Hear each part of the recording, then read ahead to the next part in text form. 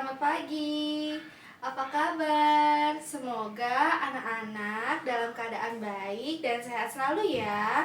Anak-anak, sebelum mulai belajar, jangan lupa untuk sarapan dulu ya, biar lebih semangat dan fokus belajarnya.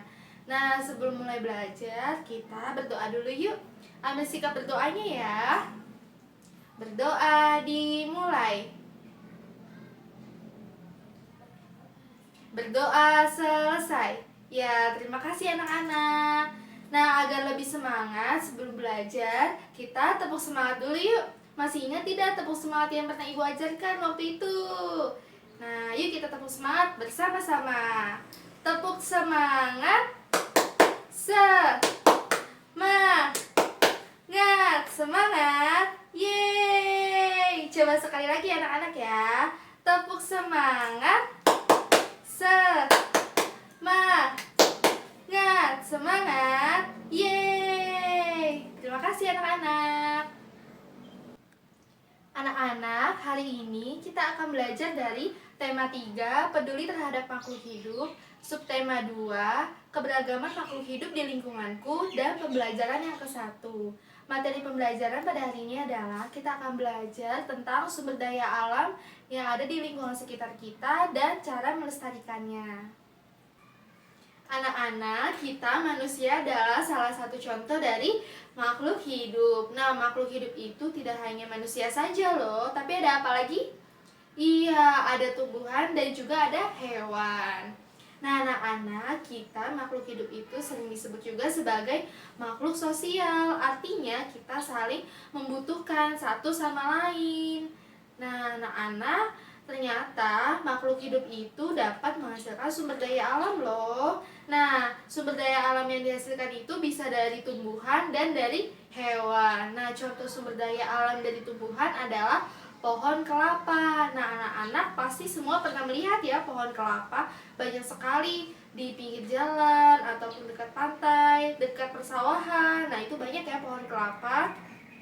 Nah, selain pohon kelapa, ada juga nih sumber daya alam yang lain, yaitu dihasilkan dari hewan. Contohnya adalah ayam.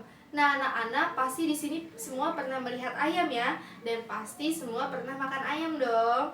Nah, agar lebih jelasnya, kalian dapat simak ya penjelasan tentang sumber daya alam yang dihasilkan dari pohon kelapa dan dari ayam. Yuk disimak. Sumber daya alam yang pertama adalah pohon kelapa.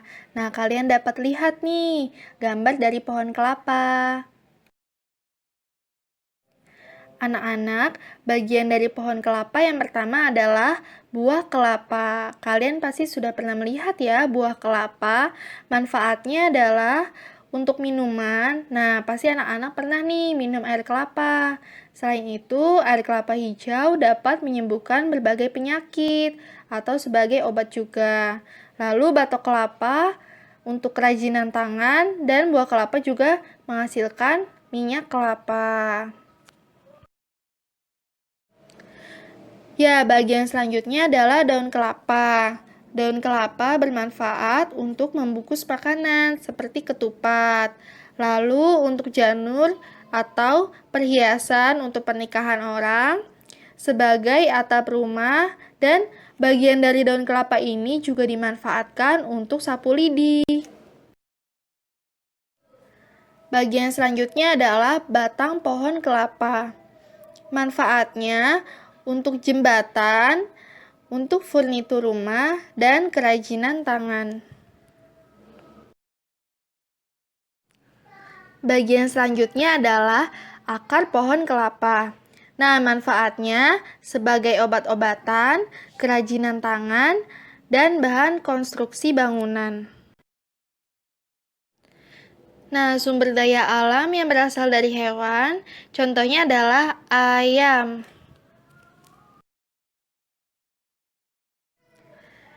Bagian dari ayam adalah daging ayam.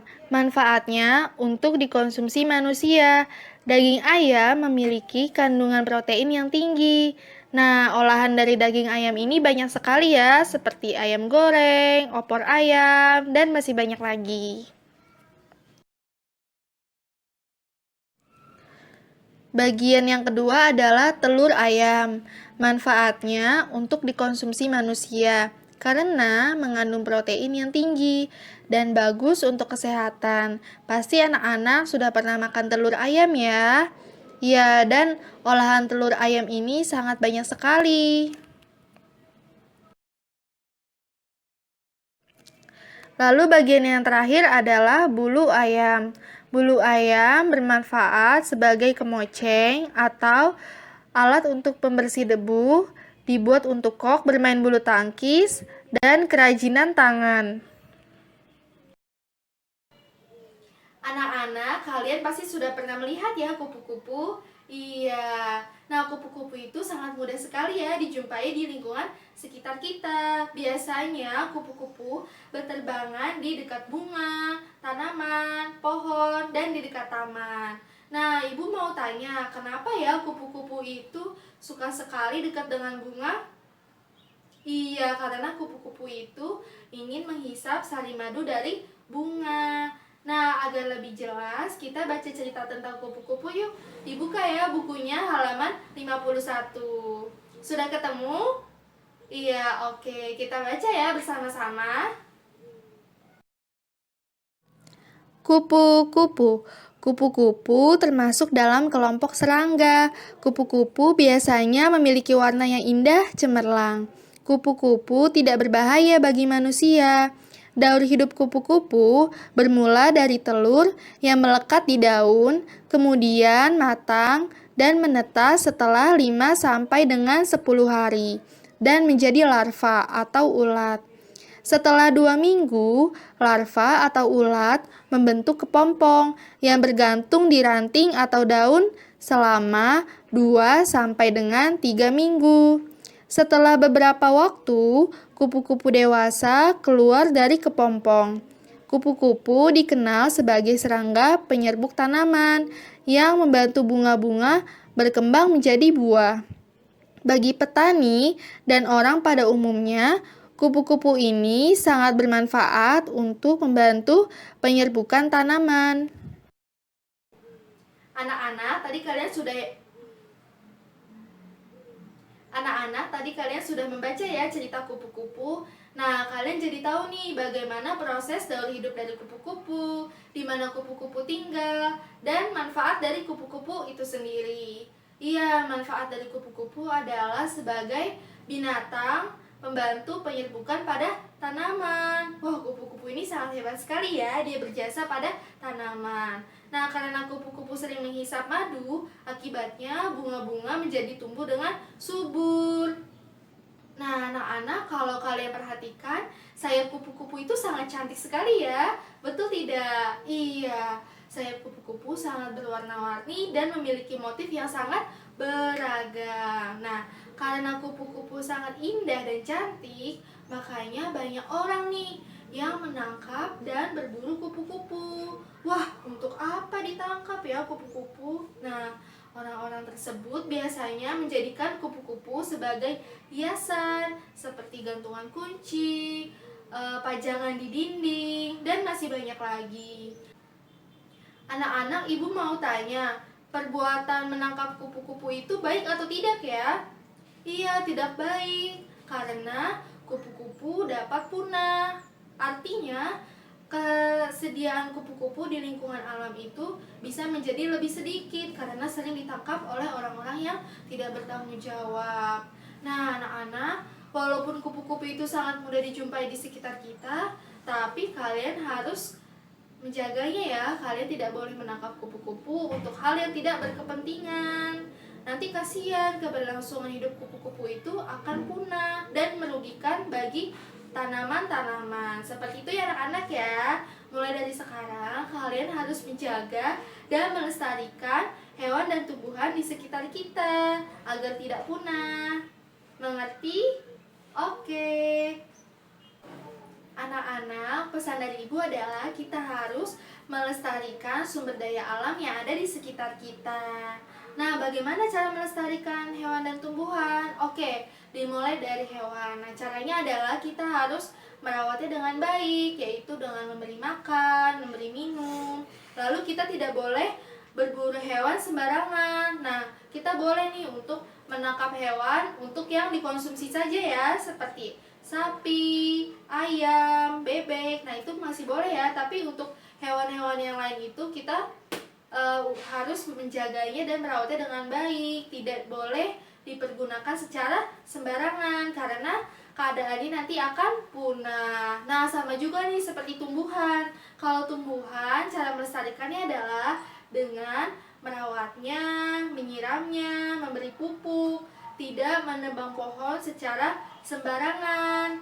Nah, terutama pada tanaman-tanaman yang langka. Nah, kita tidak boleh nih menebang ataupun merusaknya karena keadaannya ini akan punah di lingkungan alam. Nah, seperti itu ya anak-anak ya. Anak-anak, sekian pembelajaran pada hari ini. Semoga materi pada hari ini dapat bermanfaat ya untuk kalian. Mohon maaf apabila selama Ibu mengajar ada kesalahan atau kekurangan ya. Mohon dimaklumi ya anak-anak.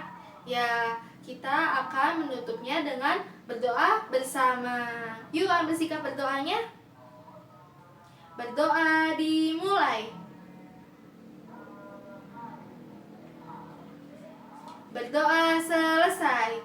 Iya, terima kasih anak-anak. Oh ya anak-anak, pesan dari Ibu adalah kalau kalian tidak penting untuk keluar rumah, mendingan gak usah deh. Kalian tetap di rumah saja ya, karena COVID masih ada nih di sekitar kita. Malah kasusnya semakin banyak di Indonesia.